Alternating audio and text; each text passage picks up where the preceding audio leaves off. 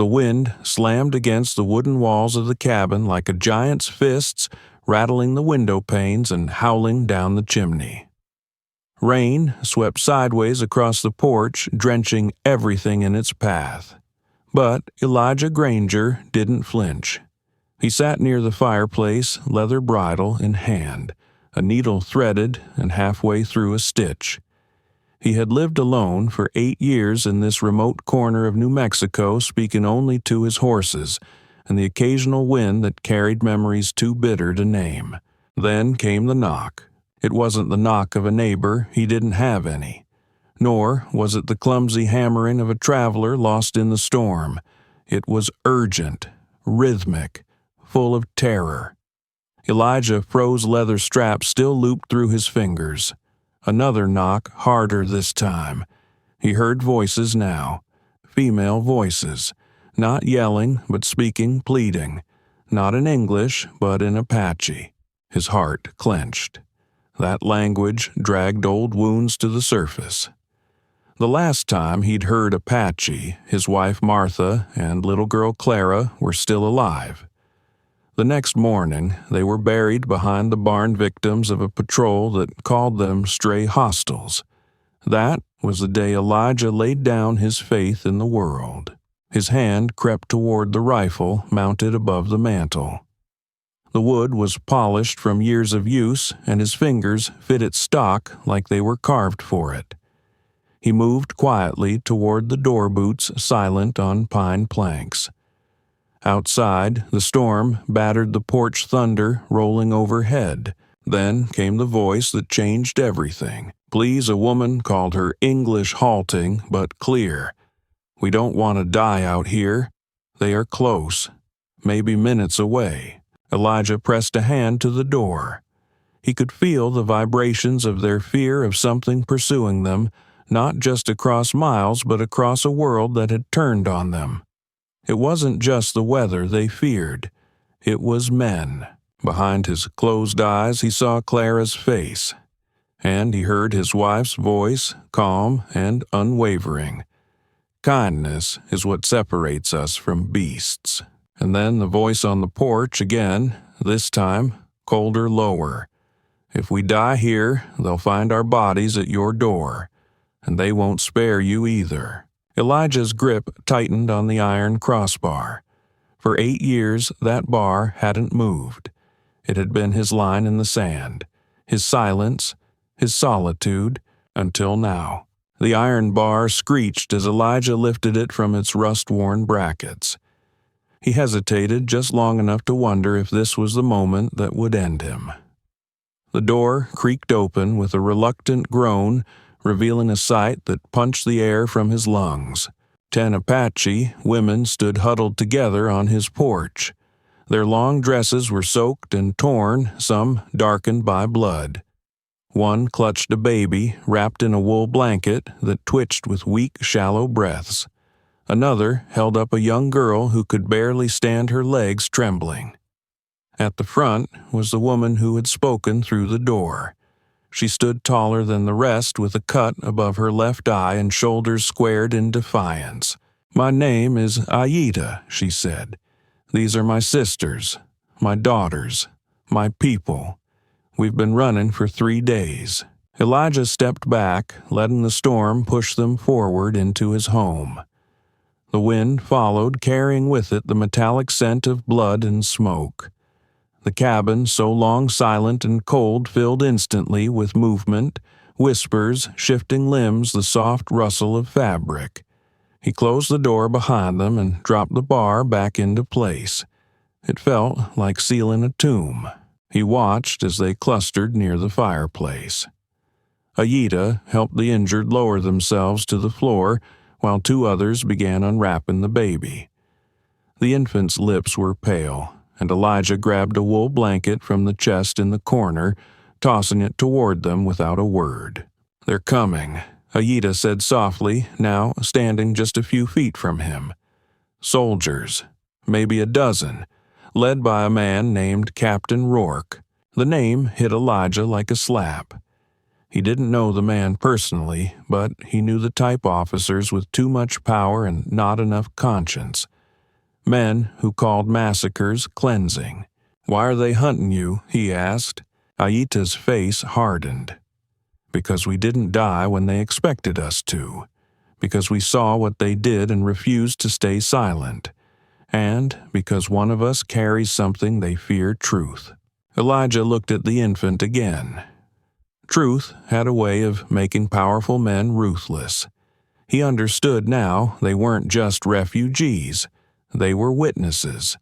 And witnesses had a way of disappearing unless someone made it their business to protect them. He didn't say it out loud, but he knew what that meant for him. Elijah moved to the window, lifting the edge of the curtain just enough to peer into the night. Rain still lashed the porch and the wind howled through the trees. Nothing moved yet, but that meant little. Men trained to hunt didn't announce themselves until it was too late. "They won't wait for morning," he said quietly. Aita nodded. "They'll come before the storm passes.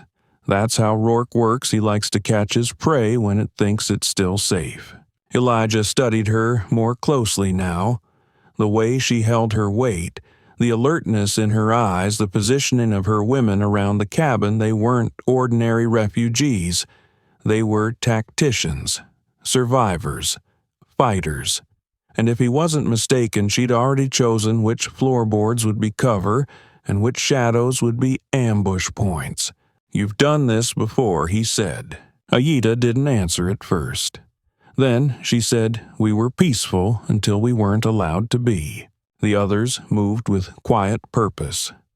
One boiled water in an iron kettle. Another patched a wound with cloth ripped from her own hem. A girl, barely old enough to be called, groaned gently, rocked the baby in her arms, whispering something in Apache too soft to hear. Elijah turned toward the back of the cabin. "There's a cellar beneath the kitchen. Hidden entrance. Stone walls, no windows. It's small, but it might hold you." Aita shook her head.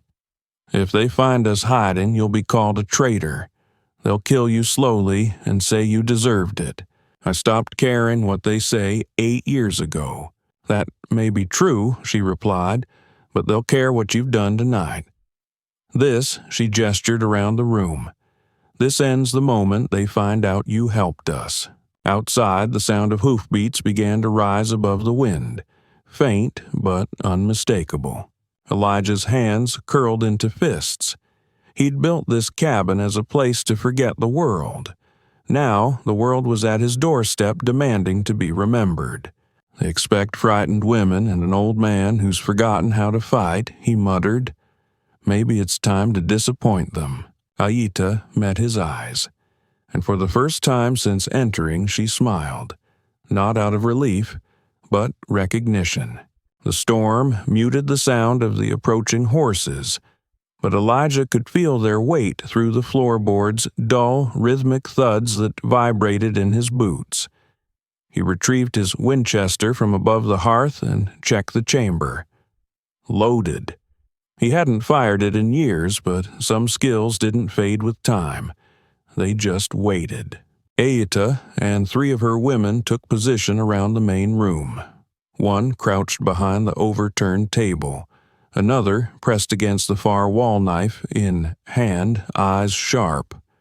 The oldest, a woman with steel in her hair and weathered lines around her eyes, stood near the door with a short blade tucked beneath her shawl. These weren't desperate victims. They were a war party. "You all came here knowing they'd follow," Elijah said. Aita answered without turning. "We didn't pick your ranch at random. We knew about you. A white man who once stood against a cavalry unit for burying his wife without permission.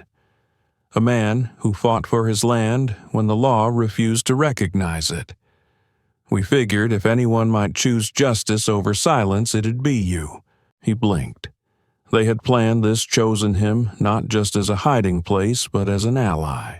"You brought your war to my door," he said, not with anger, but with something closer to awe. Aita nodded. "And we brought our own weapons." A flash of lightning silhouetted a figure outside, then another. They were spreading out, circling the cabin. Elijah counted at least 6. More would come soon. How many, he asked. 12, maybe 15, she said. Rourke's second is out there, too. A man named Harlan. Worse than Rourke because he thinks he's righteous. They'll come through the front, make a show of control. In the back like thieves, Aida added. Elijah looked around his cabin, the worn rug, the oil lamp flickering the hearth that had been the only sound in his life for years. It was no longer just a home. It was ground zero.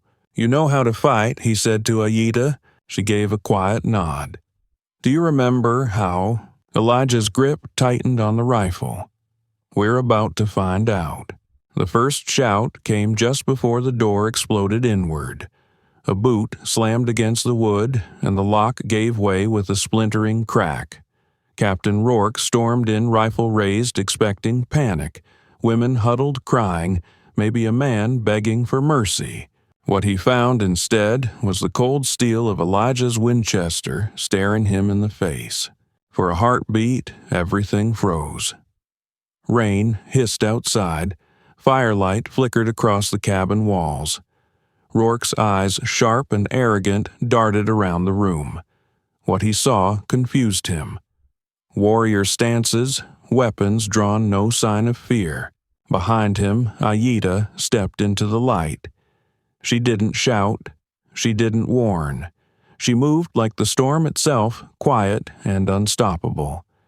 Her blade slid between Rourke's ribs with terrifying precision. His breath caught his mouth open to scream, but no sound came. She leaned in close. "This is for my sister," she whispered, twisting the knife. Rourke collapsed his rifle, falling uselessly to the floor. The man who had murdered women in their sleep now lay still on Elijah's floor, his arrogance extinguished. But there was no time to savor the moment. Outside, more boots splashed through mud. Orders were barked. Flashlights flickered. Rourke's men realized something had gone wrong, and quickly. Elijah ducked behind the fireplace as gunfire erupted. Bullets splintered the doorframe. One of Aida's women cried out and dropped, clutching her side. Another pulled her to safety behind a trunk, returning fire with a short-barreled revolver. "We have to fall back," Elijah shouted. Aida grabbed a lantern and hurled it toward the entrance. Glass, shattered flames burst upward, smoke filling the room in an instant. It bought them precious seconds. Through the haze, Elijah caught Aida's eye. "Reinforcements are coming. I can feel it." "We knew this would happen," she said. "The only question is whether we finish what we started or run and be hunted again." The cabin groaned under the strain of the storm and violence alike. Rourke was dead, but the night was far from over. They had won a battle, yes, but war had just walked in through the smoke. The gunfire tapered off into uneasy silence. Smoke hung low in the room, mingling with the sharp tang of scorched wood and blood. Elijah pulled the wounded woman into a safer corner, her breath shallow but steady. Outside, he could hear boots shifting in the mud, men whispering urgently, confused, regrouping. Aida stepped beside him, her eyes still locked on the doorway where Rourke had fallen. That wasn't the end, she said. That was the invitation. Elijah didn't respond. He didn't have to. In the distance, more torchlights shimmered in the mist, dotting the hills like fireflies. Dozens. Too many for a standard patrol. This wasn't a mop-up team. This was a full military operation. "We need to move now," he said, his voice steady but urgent, to where one of the younger women asked. "They've surrounded us." Elijah's mind spun through options. The cellar, no too obvious. Too easy to trap. The woods, not in this storm. Then a bitter idea surfaced. An old dam he'd built years ago on the far edge of his property meant to redirect spring floods. If destroyed during a storm like this, it could flood the valley, sweep away anything caught below. Aida raised an eyebrow as he explained. You'd drown them. Only if they're still down there when the water comes. But what about us, she asked. And this house? He looked around at the cabin walls scarred by bullets, blood staining the rug his daughter once played on Rourke's body, cooling beside the hearth. This place stopped being home the moment I opened that door. What matters now is making sure you live to see another sunrise. Her jaw clenched. We're not worth your life. Yes, you are, he said, already moving. You're the truth. That makes you dangerous. And I've lived too long watching lies win. She followed him without another word. Outside, thunder cracked, and the wind seemed to howl in agreement. Elijah had lived alone for 8 years, hiding from a world he didn't trust. Now he was about to flood that world into the dirt, if it meant buying these women one more chance. Elijah lit the oil lantern and made his way to the storage cabinet he hadn't opened in nearly a decade. It creaked like a coffin as he pulled it wide. Inside, wrapped in layers of oiled canvas, lay the ghosts of another life sticks of dynamite, coiled fuse wire, rusted detonators. He had once blasted rock to build railroads. Later, he'd used the same tools in a different kind of war. Aida stood behind him, arms crossed. Are you sure about this? No, he replied, pulling out a bundle of fuses. But it's what we've got. He spread a crude map of his land across the table, jabbing his finger at a contour line running downhill. If I blow the dam here where the drainage splits, it'll flood the valley in under 5 minutes. 10 feet of water. Anything below this ridge gets swept clean. Aida studied it. That includes their camp. And this cabin, he added. Everything I've built. She paused. Once the water hits, there's no undoing it. I'm not trying to undo anything, Elijah said, rolling the map up. I'm trying to end something. He shoved the dynamite into a canvas bag and threw on his coat. The women moved silently behind him, gathering what little they had brought. The baby stirred as if sensing the urgency crackling in the air. Just then, a faint sound cut through the storm, barely audible over the wind and rain. A baby's cry, not the one they carried. Elijah froze mid-step. Did you hear that? Aida turned her head. The sound came again, muffled, distant, but real. A baby, somewhere in the darkness beyond the cabin. It's a trick, one of the women hissed. They want us to hesitate. Elijah stared at the door. No, that's a real baby. Aida's expression changed. Doubt, then conflict. You're sure? I buried one, he said quietly. I know the difference. They stood in silence, the storm clawing at the windows. If we blow the dam, Elijah continued, that baby dies too. Aida looked at him, eyes hard with grief and resolve. Then we need another way. And just like that, the plan shifted. No flood, no fire, just mud, steel, and people with nothing left to lose. But now, they had one more life to save. Elijah abandoned the dynamite on the table and moved fast, slinging his rifle and grabbing a smaller revolver for close quarters. I'm going after that child, he said. If they're using a baby as bait, they've already crossed a line they can't come back from. I'll send 2 with you, Aida replied without hesitation. You won't get far alone. 3 of them slipped out through the back, melting into the rain-soaked night.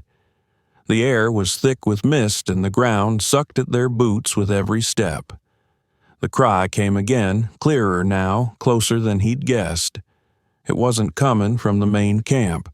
It was between them and the cabin, caught in a no-man's land between 2 fires. They crouched behind a fallen tree, and Elijah raised his hand for silence.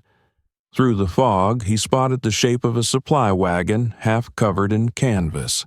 A woman knelt beside it, rocking something in her arms. She wasn't a soldier. Her dress was too plain, too worn. A camp cook, maybe, or a washerwoman. 2 soldiers stood nearby, rifles slung lazily over their shoulders, unaware of the trio approaching in the storm. Elijah whispered, "Stay low. I'll draw their eyes." He stood slowly and walked toward the wagon, rifle lowered but ready. One guard turned, squinting through the rain. "Who the hell are you?" "Lieutenant Harlan sent me to check on the civilians," Elijah said, voice firm, wearing the tone of command, like an old coat. The guards hesitated just long enough. Aita's women struck from the dark, swift as shadows. One soldier dropped instantly, the other tackled before he could shout. In seconds, it was done. The young woman, holding the baby, stared up at Elijah, her face pale and terrified. "Don't hurt her," she pleaded. "She's only 2 months. "We're not here to hurt you," Elijah said gently. "What's your name?" "Clara. Clara Ames. I just cook. I didn't know they were killing people." Elijah knelt beside her. "You're going to run, Clara. Right now. Take the baby and follow the creek downstream. There's a trading post 5 miles south. Tell them Elijah Granger sent you." Her eyes widened. "But what about you?" He glanced back toward the hills glowing faintly with torches. "We've got a little unfinished business." As Clara vanished into the trees, the wind shifted, and Elijah knew they'd bought a little time. But not much. They returned to the cabin just as lightning split the sky, illuminating the valley below. Elijah could see the full extent of the trap, closing in rows of soldiers forming a ring of fire and steel around the ranch. This wasn't just retaliation. It was extermination. Aita met them at the door. "You found the child." Elijah nodded. "And her mother. They're on their way to safety." But before he could explain more, a new voice echoed across the storm-swept clearing. It was deeper than Rourke's older and carried the weight of authority sharpened by decades of war. "This is Colonel Silas Bradley, United States Army. You are surrounded. Surrender now, or we will burn you out and hang the survivors." The words hit like ice water. Elijah turned to Aida, who stood frozen just for a second. Then she moved toward the front room, signaling 2 of her women to follow. "We have something he didn't plan for," she said quietly. Elijah raised an eyebrow. "What?" "Insurance." When he stepped inside, he saw what she meant. A young man, barely more than a teenager, sat bound in a chair. Uniformed. Lieutenant's bars on his shoulders. His face was pale jaw clenched in fear. "He came through the back while you were gone," Aida said. "Thought he could outsmart us. Now he's our bargaining chip." Elijah studied the boy. Blue eyes, fair hair softer than Rourke, less cruel, but clearly his father's son. He didn't look like a monster. He looked like someone who'd never seen war until now. "What's your name?" Elijah asked. "Elliot," the boy whispered. "Elliot Bradley." "Elijah Granger," he replied. "Tell me, Elliot, do you know what your father's men did to these women?" The boy looked down. "They told us the Apaches were raiders, that they were burning farms. They weren't," Aida said, her voice like steel. "We were growing corn, teaching children, until your captain came." Outside, Colonel Bradley's voice returned angrier now, more desperate. "Release my son, and we can talk terms." Aida didn't blink. "There are no terms, not anymore." Elijah looked between the father outside and the son inside and realized the entire war might turn on what happened in the next 10 minutes, and on whether a young man would find the courage to tell the truth. Rainwater dripped from the rafters as silence fell over the cabin once more. Colonel Bradley's demands hung in the air like the echo of a closing gate. Aida stood behind Elliot, her blade resting against his collar, not drawing blood, but close enough to remind him she could.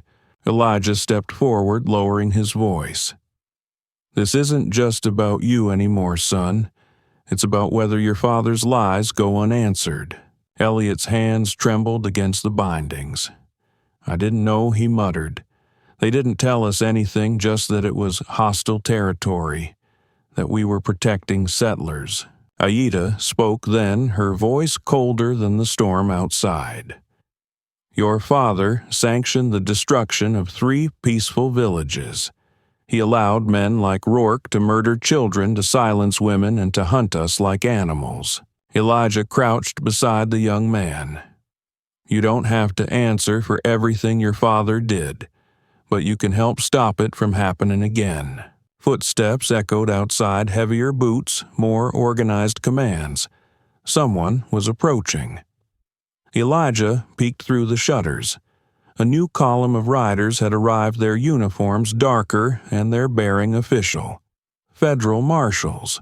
I think the cavalry just changed sides, Elijah muttered. A voice called from the darkness. Not Bradley's, but one full of clipped authority. This is Marshal Aaron Quinn, acting under federal warrant. We are here to investigate complaints of military overreach in the Western Territories. Drop your weapons and surrender Colonel Bradley for questioning. Elijah blinked. Well, I'll be damned. Bradley's voice came next, but it had changed, less bluster, more panic. Marshal, these people are traitors. They've kidnapped my son. Aida laughed bitter and sharp. Your son walked in uninvited, tried to flank us. We didn't kidnap anyone. He surrendered. Marshal Quinn's voice didn't waver.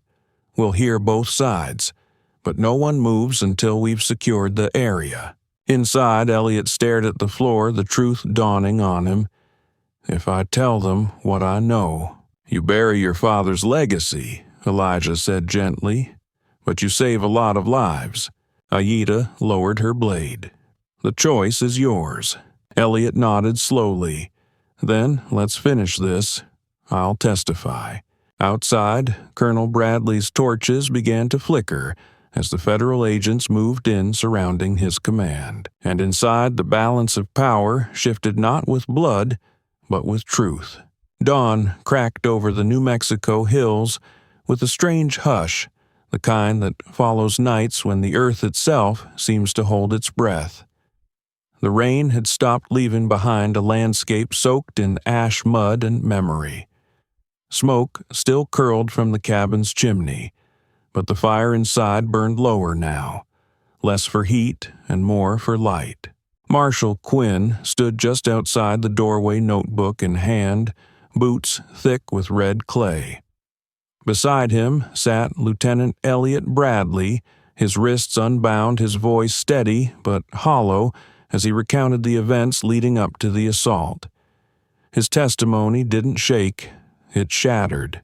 He spoke of orders from Captain Rourke that didn't match reports of torched villages marked as neutral, of a standing policy to provoke Apache resistance where there had been none. He described the night raids, the executions, the silencing of survivors. And finally, he confessed that his father had approved it all. Inside the cabin, Aida sat on the floor beside one of the wounded women, cradling her gently. 2 others tended to their dead women who had bought their sister's survival with their own breath. Elijah stood in the doorway, arms folded, his rifle leaning against the frame. He wasn't sure if what he was witnessing was victory or just the aftermath of one. Colonel Bradley had been arrested without a fight, his face pale and drawn as the weight of his son's words fell upon him. Stripped of command, he was escorted into custody, surrounded by men who no longer saluted him. Justice Aida said softly, but not peace. Elijah nodded. Sometimes they don't arrive together. The marshals offered protection and safe passage to the Apache women. Federal compensation was promised, land aid recognition, but Aida declined most of it. We'll go north, she said, to our own people. We don't want charity. We want to rebuild. Marshal Quinn approached Elijah before departing. "You're a stubborn old cuss," he said. "You could have walked away." "I did," Elijah replied. 8 years ago. And that was the mistake. He watched them ride off, their torches replaced by sunlight. The war at his door was over. But something deeper had awakened something he wasn't ready to silence again. The cabin stood quiet now, but its walls no longer felt like home. Bullet holes scarred the wooden panels, the front door hung crooked on its hinges, and blood darkened the once pristine pine floor. Elijah stepped outside, breathing in the sharp scent of wet earth. For 8 years, this ranch had been his fortress, his prison, and his penance. Now, all of it felt like the remains of a life that no longer fit him. Aata approached her movements graceful even after the long night. She looked over the land, the fences, the pasture, the hills beyond, and shook her head. "Too much blood here," she said quietly. "We will not stay." Elijah's gaze lingered on her face. "Where will you go?" "North," she answered. "To relatives who survived Rourke's campaign. We'll rebuild, but we'll do it on land that hasn't been poisoned by memory." He nodded, though a part of him ached to see her go. "You'll need someone who knows these trails," he said. "The army still has men out there. Stragglers, deserters, bounty hunters." Aita tilted her head, studying him. "Are you offering to come?" "Not all the way," he said. "There's someone else who needs a trail guide first, Clara Ames and her baby. She's heading to Denver. A woman alone with an infant won't last long on these roads." Aita's expression softened. "Then you'll protect her." Elijah adjusted the rifle strap on his shoulder.